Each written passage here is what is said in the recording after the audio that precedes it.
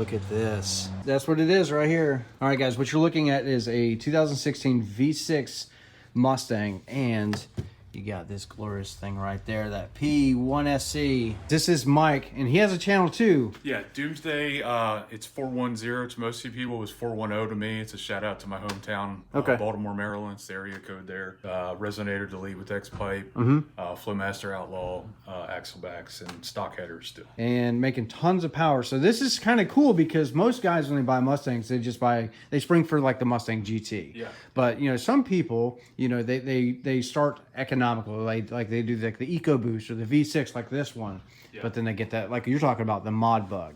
Yeah. Let me do this, let me do that, and then it always comes down to power. Yeah. It never stops. Always more power. And this is certainly the way to do it.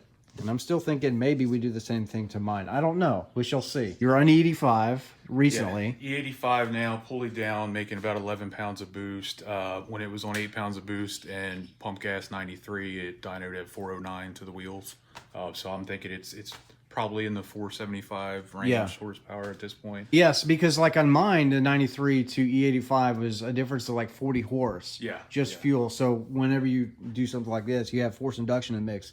It seems to, you know, be a little bit more substantial. Okay, guys, so what we're going to do is start with the front here. We're going to take these wheels off. We're going to get both sides in the air. Make sure you're doing it safely, jack stands, chalk blocks, and all that jazz. But again, this is what we're doing. So a BMR drag spring. So you have your stiff rears back here, get more spring rate. And he's replacing it's an SR Performance, just like a progressive spring. Is that right? Yeah, that's right. It's okay. 1 inch all around currently, so budget spring basically under $200 for all four.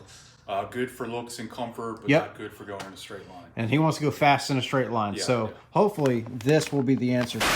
Let's go. Let's get this thing in the air. Let's get started. We're going to have some fun with this. Because if you've never seen a spring install on my channel, I've done it probably a handful of times. So definitely go check out some of the videos. Maybe I'll link them. But we're going to make this fun and entertaining as much as possible. But it is a lot of work. It's about 3 or 4 hours. But not in my garage. We're going to try to do this in like 2. But we'll see. All right, let's go. So but basically what we're going to do is take this caliper loose here. Regular like house hammer is, if you try to tap these things out, good luck. These guys here. And then you have some bolts up there as well. This is where you're gonna spend the most time, is in the front of the vehicle. The back is truly, honestly easy, but up here, gonna be very time consuming, but not for us, because I'm semi-educated, I guess, and then you probably have some mechanical knowledge as well. So anyway, all right, here we go. If I bleed tonight, if I am sad tonight, I don't have a job to find. And if I work tonight, if I'm so tired tonight, I'll fall asleep when I'm home. On the back of your caliper bolts here, those are 15 millimeter, and then you're gonna go to your sway bar end links here, and you're gonna put a 17-inch wrench right there on the back of it to hold its front so that it doesn't spin. And then the top side, this bolt like that is an 18 millimeter. Now remember to disconnect your lines here before you do anything else, and then we're going to eventually attack these guys here, and they take a little bit of work. And then on the top here, these are 15 mil as well, and you'll take these apart.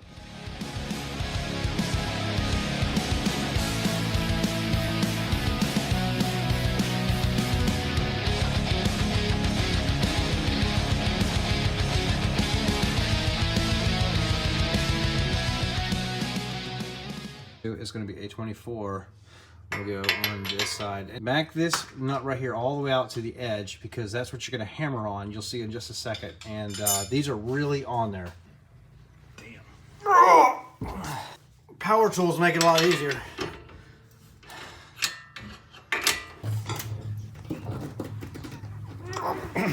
He's coming.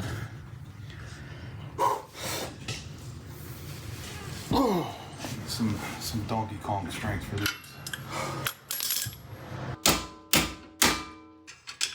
Whoop, drop one. He's running away. All right, so he's gonna finish that up over here.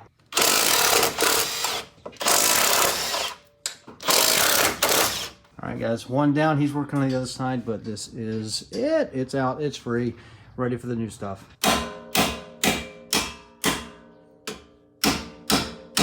All right, guys, number 2. For comparison's sake, you have your linear spring here on the right, your BMR linear spring drag. This is your part number there. The cool thing is that he can run like a Viking or some kind of like a dedicated, you know, drag shock and strut system with his drag springs. But BMR makes good stuff.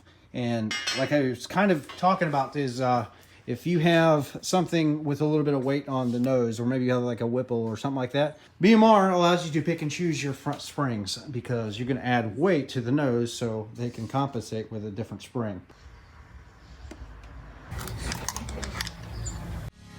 I was just so far from here, focused on my own way, with never looking back to those who lived in fear. There was nothing I could do, there was nothing you said that could make me realize how much lucky I was. Just out of reach of the fire, was not aware of the 184 pound-feet if you're doing it right. So we gave it 150 because that's what my torque goes up to, and then gave it some more, so should be fine. But if you have questions about any of the torque specs, you can go to mustang6g.com and you can check out the suspension form, and they have a sticky on the top that actually has all of like the Mustang torque specs on all these bolts all around the car.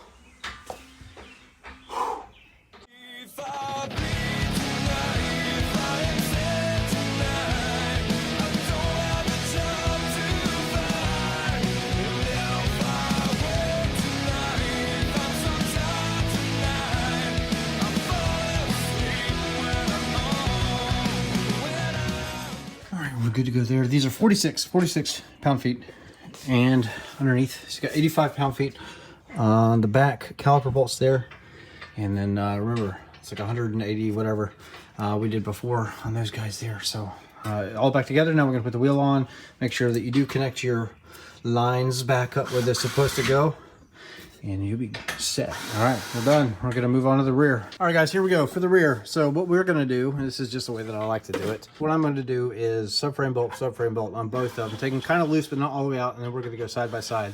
Take your shock bolts out, and then make sure that, you know, stuff like this right here is disconnected. Oh, there we go.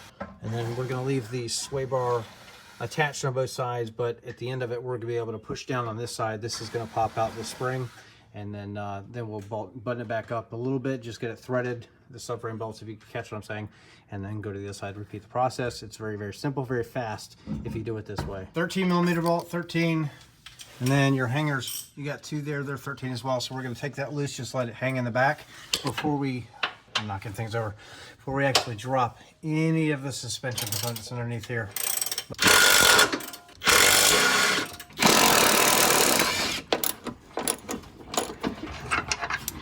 18, 13, and subframe bolts are 21, same as what you take off your lug nuts with.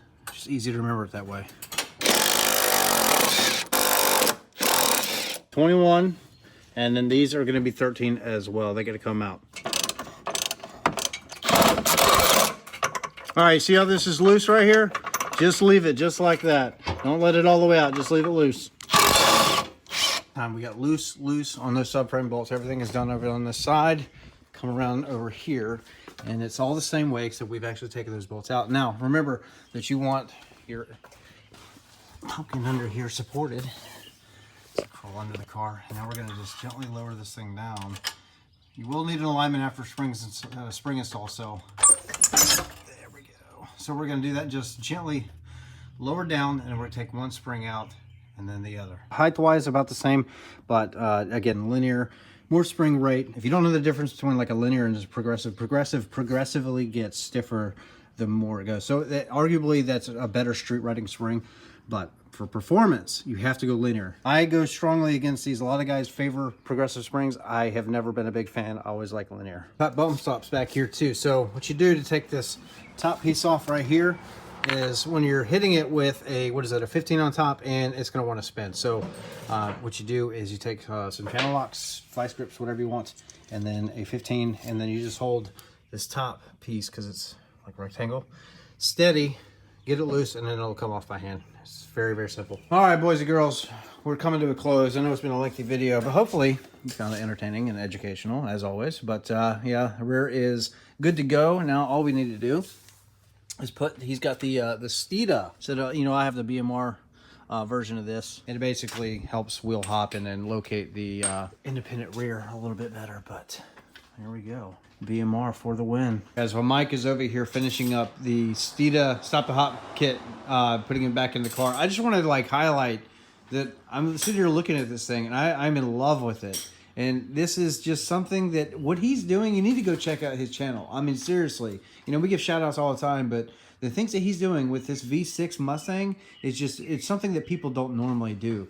Most guys are not doing heavy suspension, heavy power adders to a V6 model. You know, normally you see that to like an EcoBoost. You might, you know, obviously the Mustang GT, but I mean, look at all of this stuff. But yeah, this thing right here, you know, I'm super jealous because he's already got forced induction and we're still waiting on my channel. But, you know, maybe give the video a thumbs up and then that will help it spread. We're definitely going to review this car here very soon, especially, you know, post drag spring install with everything else he's done. He's got drive shaft underneath. He's doing crazy awesome things with this car, taking this track. And again, it's just something that you don't normally see in a V6 car. Shift light, GT350 knob, all of that. You just follow in his footsteps, follow his channel and follow his build, and then you can kind of see what you, look at my hands. This is why you follow my channel. Well, really all of it, because he's turning wrenches too, but yeah, because we turn our own wrenches. There we go. Subscribe if you're new to the channel. Love to have you aboard. And yeah, big things. All right, guys, that brings us to a close. I guess we should have done like a before and after. That would have probably been beneficial. Unfortunately, we didn't think of it. But this is the way that it looks unmoved, so it's already pretty low. And these are 18-inch wheels. It's been a pleasure. Thank you for bringing it over and let me thank you help so you much, out. man. I appreciate it. Definitely, you know, you can only learn so much from watching a video, man. But, you know, being here in person with Xander and having him help me out, man, I learned how to do this. So I believe if I ever have to do it again, I'll know what to do. So Yes. And he's quick, man. He did much more of the wrenching than me because I couldn't keep up with him. So big shout out, man. Appreciate it. I appreciate it. So we're going to get together here soon and then do a review on this because you saw it was under the hood and I am intrigued. I am intrigued, honestly, not just saying that. I want to know what this thing is all about. So we're going to find out here soon. So yeah, guys, if you don't mind, check me out, Instagram and YouTube, Doomsday410, but I pronounce it Doomsday 410, just for where I'm from. Yep. So I'd appreciate it. Thank you. But yeah, other than that, be safe on the road, enjoy it, and then definitely get it aligned probably within like 100 miles. Until next time, I'll see all of you guys later. Be safe on the road if you're racing or any of that. I don't know what else to say. The end.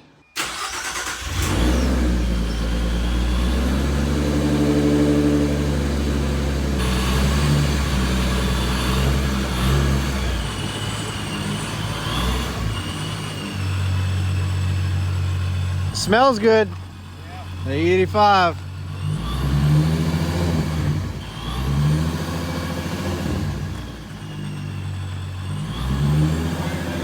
Yeah, man.